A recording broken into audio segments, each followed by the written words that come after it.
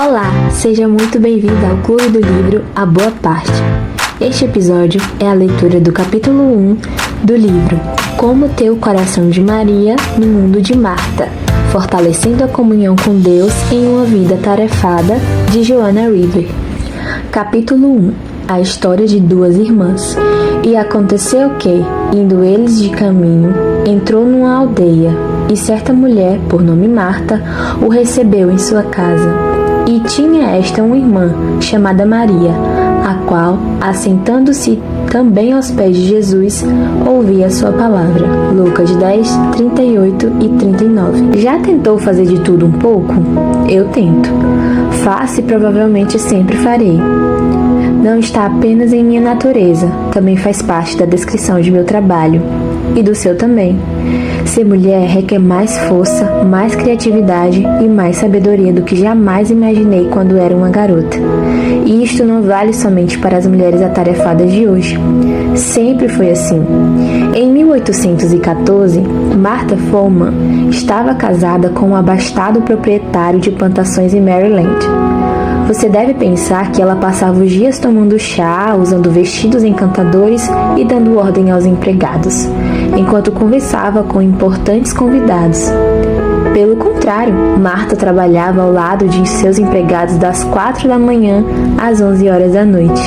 Dentre suas atividades diárias estavam transformar de 13,5 kg a 15,5 kg de sebo em vela, cortar 14 camisas, casacos ou calças para os escravos, a quem sempre chamava de o povo ou nossa família, tricotar meias, lavar, tingir e fazer fios de lã, assar tortas de carnes e pudins de batata, semear ou colher o trigo, matar animais da fazenda e salgar a carne, plantar ou colher frutas e verduras, fazer geleias e compotas de frutas, caiar ou pintar as paredes, passar a roupa, preparar grandes festas, cuidar da família doente e dos escravos. Então, o que você fez hoje? Talvez não tenha abatido um porco ou colhido trigo, mas sei que esteve ocupada. Se passou o dia fora trabalhando ou em casa cuidando das crianças, ou ambos. Seu dia passou rápido da mesma forma. Enquanto você lê este livro, sua mente e seu corpo estão provavelmente tão cansados quanto os da pobre Martha Foreman. Tenha o coração de Maria no mundo de Marta. Esse pensamento a intriga. Em seu interior há uma fome, uma vocação para conhecer e amar a Deus, para conhecer verdadeiramente Jesus Cristo e a comunhão com o Espírito Santo. Você não está em busca de mais conhecimento intelectual, anseia por uma intimidade sincera. Uma parte de você ainda hesita. Exausta, você se pergunta como encontrar forças ou tempo. Cultivar a vida espiritual parece mais uma obrigação, um a mais em uma vida transbordante de responsabilidades. É quase como se você estivesse no primeiro degrau de uma escada que se estende até o céu. Ansiosa, mas atemorizada. Ansiosa, mais atemorizada, você denomina os degraus usando as coisas espirituais que deve fazer. Estudar a Bíblia, orar, congregar. Ele está lá em cima, em algum lugar, você diz, inclinando-se levemente enquanto olha para cima, incerta de como começar ou se quer mesmo experimentar a longa e vertiginosa escalada. Mas não fazer nada significa deixar escapar o que o seu coração já sabe. Há mais nesta caminhada cristã do que você já experimentou, e você está faminta o bastante e desesperada o suficiente para querer de tudo um pouco. A história de duas irmãs. Talvez nenhuma passagem das Escrituras descreva tão bem o conflito que sentimos como mulheres do que aquela encontrada no Evangelho de Lucas. Basta mencionar os nomes de Maria e Marta em um grupo de mulheres cristãs para perceber olhares e risadinhas nervosas. Todas nós passamos por esse conflito.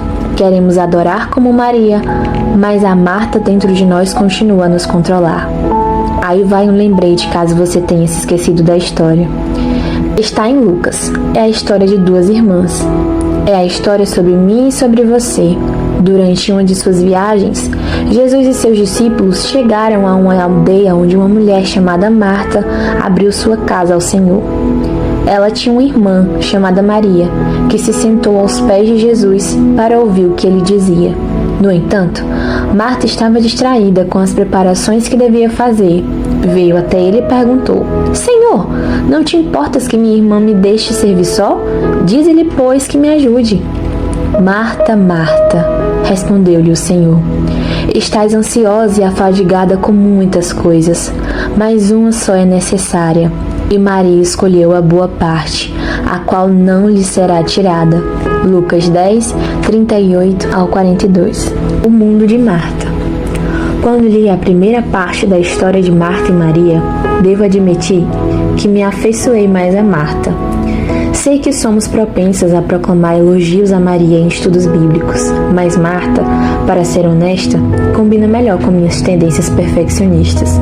Que mulher! Abre sua casa para o grupo de 13 homens famintos, talvez mais. Que anfitriã! Ela não prepara uma panela improvisada de macarrão semi-pronto com queijo e salsichas, como costumo fazer nessas ocasiões. Ela não. Ela é a verdadeira Martha Stewart, ou então a mulher virtuosa descrita em Provérbios 31. Bem, ao menos é assim que eu a imagino. Ela é a rainha da cozinha e do resto da casa também. A história de Lucas começa com Marta em seu momento de glória. Afinal, trata-se de Jesus. Ela rasga o cardápio comum do dia a dia, composto por sopa e pão, e resgata todos os livros de receitas. Este, decide ela, será um banquete digno de um Messias, para o Messias. Marta envia um servo ao campo para abater um cordeiro e outro ao mercado para escolher algumas daquelas saborosas romãs que vira ontem. Como em um quartel-general, ela dita as ordens para os seus assistentes de cozinha. Ponham as lentilhas de molho, soquem os grãos, sovem a massa. Tanta coisa para fazer em tão pouco tempo. Ela deve se assegurar de que as peças da mesa e os guardanapos combinam, e que o criado sirva o vinho do lado direito e não do esquerdo. A mente de Marta está tão ocupada quanto um quarto cheio de crianças do jardim de infância. O que seria mais adequado para a sobremesa? Queijo de cabra com uma bandeja de frutas frescas? Será que Jesus e seus seguidores passarão a noite aqui? Alguém deve trocar os lençóis e dobrar algumas toalhas. Onde está Maria? Alguém a viu? Ela pergunta a um servo, apressando-o. Se Maria trocasse os lençóis, Marta poderia ter tempo para moldar o queijo em forma de arca e esculpir as frutas como pequenos animais marchando 2 a 2. Produções dessa magnitude requerem a habilidade de uma mestra em planejamentos, e Marta é uma administradora extraordinária. Sou a mais velha na família. Talvez seja por isso que eu compreenda quão frustrada Marta deve ter se sentido quando finalmente encontrou Maria. A casa inteira está em alvoroço, agitada para receber o mestre mais famoso de seu tempo. Provavelmente o próximo rei de Israel possa enxergar a raiva que ferve dentro de Marta ao olhar sua irmã preguiçosa sentada aos pés do mestre na sala de estar. É muito simples. Com tantas coisas a serem feitas, lá está sentada a pequena Maria, muito teimosa, participando de uma reunião somente para homens. Pior, parece ignorar Marta gesticulando do corredor. Marta tenta tossir, chega até a lançar a mão de sua arma mais eficaz, o olhar de raiva, famoso por intimidar os homens, mas nada do que fazia era capaz de surtir efeito em sua irmãzinha. Maria só tinha olhos para Jesus. Já em seu limite, Marta faz algo inédito. Interrompe a reunião dos rapazes, certa de que Jesus ficará do seu lado. Afinal, o lugar da mulher é na cozinha. Sua irmã, Maria, deveria estar ajudando a preparar a refeição. Marta percebe que há uma espada afiada em sua voz, mas Jesus vai compreender. Ele sabe mais do que ninguém o significado de carregar o peso do mundo. É claro que você não encontrará tudo isso na Bíblia. Lucas dedicou apenas 4 versículos para um acontecimento destinado a mudar a vida de Marta para sempre. E a minha também. E a sua, se permitir que essa verdade fundamental penetre em seu coração. Em vez de aplaudir Marta, Jesus gentilmente a repreendeu, dizendo-lhe que Maria havia escolhido a boa parte, ou, como diz outra tradução, Maria escolheu a melhor parte. A melhor parte. Marta deve ter repetido sem acreditar. A melhor parte. É o que digo a Deus em meio à minha pressa de fazer tudo. Quer dizer que há mais? Eu tenho que fazer mais? Não, chega a resposta ao meu cansado coração. As palavras de Jesus descritas em Lucas 10 são inacreditavelmente libertadoras para aqueles que se ocupam com os trabalhos árduos desta vida. Não é mais o que ele requer de nós, de fato, pode ser menos. Um coração de Maria. A Bíblia não nos fala muito a respeito de Marta e Maria. São mencionadas apenas 3 vezes nas Escrituras. Lucas 10, 38 ao 42, João 11, do 1 ao 44 e João 12, do 1 ao 11. Mas, através desses breves relatos, um quadro fascinante se revela sobre como deveria ser a vida naquela casa em Betânia.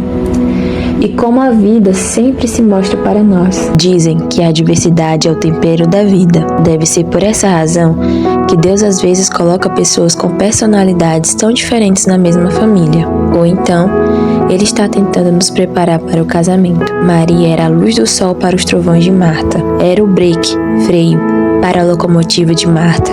A inclinação de Maria era deslizar pela vida, parando para cheirar as rosas. Marta era mais propensa a colher as rosas, cortar rapidamente os talos em ângulo e ajeitá-las no vaso com os cravos de amor e as samambaias. Não há como dizer que uma está certa e a outra errada. Somos todas diferentes e foi assim mesmo que Deus nos criou. Cada personalidade e talento tem seus pontos fortes e fracos, suas glórias e tentações. Acho interessante que quando Jesus corrigiu Marta, não disse: "Por que você não pode ser mais parecida com sua irmã Maria?" Ele sabia que Marta nunca seria Maria e Maria nunca seria Marta. Mas, quando ambas estiveram diante da mesma escolha, de trabalhar ou de adorar, Jesus disse: "Maria escolheu a melhor parte." Para mim, isso implica que a melhor parte estava disponível tanto para Maria como para Marta, e está à disposição de cada um de nós, não obstante nossa personalidade e talentos. É uma escolha que cada um de nós pode fazer. A escolha deve ter sido mais fácil para Maria do que para Marta. Maria parece ser mais propensa a caminhar sob o orvalho da manhã do que a ser levada pelas obrigações cotidianas. Tenho certeza de que quando Jesus chegou de modo inesperado naquela tarde, Maria provavelmente começou a servir as visitas, como havia feito muitas vezes antes. Posso vê-la pegando os cajados, enquanto os discípulos se espalhavam pela casa bem arrumada de sua irmã. Encoberta por mantos e sacos de viagem, observa o homem que cativou o coração de Israel com suas palavras. Há tanta alegria e encanto nele que é impossível não ser atraída para esse homem. Jesus poderia ser o mestre sobre quem as pessoas falavam? Maria se pergunta. Ela sabe que ele é um grande mestre, mas esse homem que a admira a tapeçaria feita por ela, que a liberta de sua timidez e que faz parte do círculo de seus amigos íntimos, poderia ser de fato o Filho de Deus? Ela coloca os pertences dos discípulos em um canto e se apressa em servir vinho ao grupo sedento. Entre eles, há uma tranquilidade, uma camaradagem genuína. Os homens riem das brincadeiras dos outros enquanto tiram a poeira dos pés com o líquido providenciado por ela. Então, se acomodam nas almofadas ao redor da sala e Jesus começa a ensinar. Maria nunca tinha ouvido alguém falar como ele. Há um magnetismo em suas palavras, como se contivessem fôlego e vida, coisas que Maria desconhecia necessitar até aquele dia. Ela se move lentamente para chegar mais perto e ficar em um canto escuro ouvindo Jesus. Seus braços seguram um cântaro vazio. Está atenta a qualquer movimento ao seu redor. Vários servos ocupados lavando pés sujos, enquanto outros colocam a mesa para a refeição, do outro lado da sala. Maria sabe que há muito a fazer, mas ainda é incapaz de se mover, a não ser para chegar mais perto. Não é costume uma mulher se sentar com um grupo de homens, mas as palavras de Jesus a acolheram. Apesar de sua natural discrição, ela se move gradualmente até se ajoelhar aos pés do Senhor. O ensino de Jesus a envolve, revelando a verdade ao seu coração faminto. A Bíblia não deixa claro se essa foi ou não a primeira visita de Jesus àquela casa em Betânia. A franqueza de Marta parece indicar uma familiaridade prévia, mas, seja qual for o caso, nesse dia Maria escolheu deixar outra pessoa servindo, para que pudesse ouvir um pouco. Não é todo dia que Deus nos visita em casa, então ela ignora a tradição, quebra a etiqueta social e chega mais perto, o mais perto possível de Jesus. Não tem importância que seu gesto poderia ser mal interpretado. Não se importa com os olhares estranhos dos discípulos em algum lugar distante. Ela ouve seu nome, mas está atraída pelo chamado do Mestre, o chamado para vir, o chamado para ouvir. E é isso que ela faz.